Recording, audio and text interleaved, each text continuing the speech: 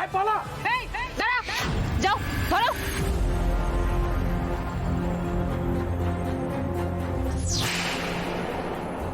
খুব উঠছিস না? লোকের টাকা মেরে দিনের পর দিন লোককে ঠকিয়ে দিব্যি চলছিল বল। অনেক হয়েছে তোর ধাপ্পাবাজি, চল বা থানায় চল।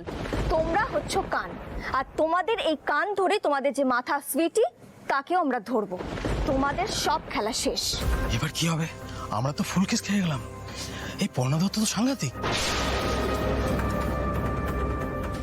কিন্তু আমি ভাবছি সুইটিকে জানাবো কি করে। এই কি এত গুজুর গুজুর হচ্ছে? পর্ণা, উনি ভবানী বসু, রঘুনাথপুর থানার ওসি। কিরে, এখান থেকে মার শুরু করবো নাকি? বেশি বাড়াবাড়ি করিস না। এখান থেকে আর এক পা বাড়ালে তোদের কপালে কিন্তু অনেক দুঃখ আছে। আর কোনো উপায় নেই, এবার সুইটিকে ফোন করতেই হবে। এই, কাকে ফোন করছিলে? ম্যাডাম, চুরি করার পরও যে কি করে গলা থেকে তো আওয়াজ বেরোয় সেটা তো বুঝতে পারি না আমি। এতক্ষণ ধরে তোমাদেরকে সুইটি যা বলেছে তোমরা সেটাই করেছো। এবার দেখো তোমাদেরকে কেমন তুর্কি নাচন নাচায়, কেমন মজা বুঝতে পারবে। হ্যালো পর্ণা, আমরাও চলে এসেছি। এই তো সুরভিতে একদম পারফেক্ট টাইমে চলে এসেছো, কিন্তু অরিত্র কোথায়? ও অলরেডি পজিশন নিয়ে নিয়েছে। গুড, ব্যাস আর কোনো চিন্তা নেই।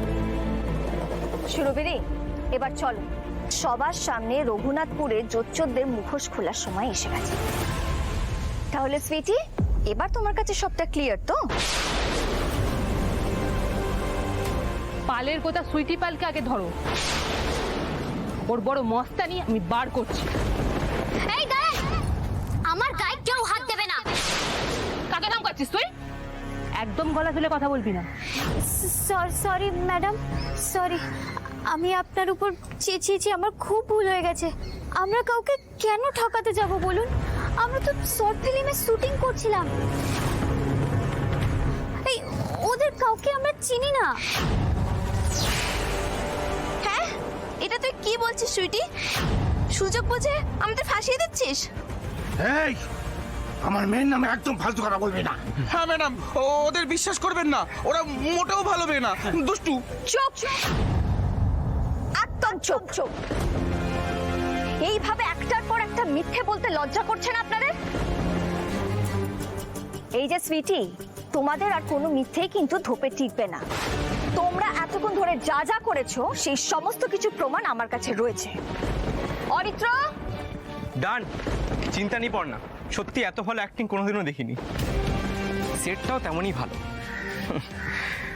শর্ট ফিল্মটাকে কিভাবে বিয়ের মণ্ডপ বানিয়ে দিল, হ্যাঁ, এই রঘুনাথপুরের লোকজনেরা। এতদিনে ফাইনালি শয়তানগুলো ধরা পড়লো। বাপরে বাপ। কাল নিউজ পেপারের হেডলাইন, অবশেষে রঘুনাথপুরের সুইটির পর্দা ফাঁস। রাতারাতি কিন্তু আরো ফেমাস হয়ে যাবে। অবশ্য ওর জন্য ভালোই হয়েছে না? বাজে কথা বলবো না তো চয়ন। পর্ণা, তোমার জন্য কিন্তু পসিবল হলো এত বড় একটা গ্যাংকে ধরা। আরে কার বউ দেখতে হবে না?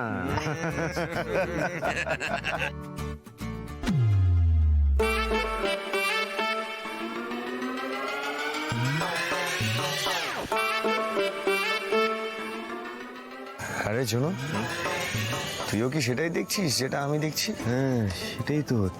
দাদা বৌদি, দাদা বৌদি, তোমরা এখানে? চনু, কি আর বলবো, ওই সুইটির বাপ আমাকে আর তোর বৌদিকে ওদের গোয়ালে হাত পা বেঁধে ফেলে রেখেছিল। ও, তার মানে গোয়ালে তোমরাই বন্দি ছিলে? হ্যাঁ গো, আমাদের বস্তা চাপা দিয়ে কি ঠেঙান ঠেঙিয়েছে কি বলবো। দেখো দেখো এই দেখো, খুব শয়তান। ওদেরকে পুলিশে দিয়েছে, খুব ভালো হয়েছে। ওই সুইটিটা সব থেকে বেশি শয়তান। যাকে যাক, এখন আর সময় নষ্ট করে কি হবে। এই পর্ণা, কি হয়েছে গো? আমাদের দিকে এইরকম ভাবে তাকিয়ে আছো? ভাববার চেষ্টা করছি আপনারা দুজন এখানে কি করছেন। ব্যাস হয়ে গেল, এবার কি বলবো আমরা? না বাবা, আমি চুপ করে থাকি, যা বলার বুবাইয়ের বাবা বলুক। ও আমরা তো তোমাদেরকেই সাবধান করে দিতে এলাম। আমাদের সাবধান করতে? হ্যাঁ, আরে যেই মুহূর্তে সুইটি ওই দত্তবাড়ি থেকে তড়িঘড়ি পাত্তারি গুটিয়ে এই রঘুনাথপুরে চলে এলো, তখনই বুঝতে পেরেছিলাম। আমি তো তোর বৌদিকে বললাম যে ওর নিজ্ঞাত কিছু একটা গন্ডগোল করতে চলেছে এই রঘুনাথপুরে। প্রচন্ড টেনশনে পড়ে গেছিলাম। হ্যাঁ, বুবাই বাবা সে কি চিন্তা কি বলবো, আমরা তো ছুটতে ছুটতে এলাম তোমাদের খবর দিতে। বাহ, তাই নাকি? সেটা হলে তো খুবই ভালো কথা, কিন্তু আমি একটা কথা বুঝতে পারছি না অয়নদা, মানে আমরা তো বাড়িতে কাউকে বলে আসিনি যে আমরা রঘুনাথপুরে আসছি, তাহলে আপনারা খবরটা কোথা থেকে পেলেন? পড়নার জেরা, বাবারে বাবা, পুলিশের থেকেও এক কাঠি ওপরে। বাঁচিয়ে দাও ভগবান, এই যাত্রায় বাঁচিয়ে দাও।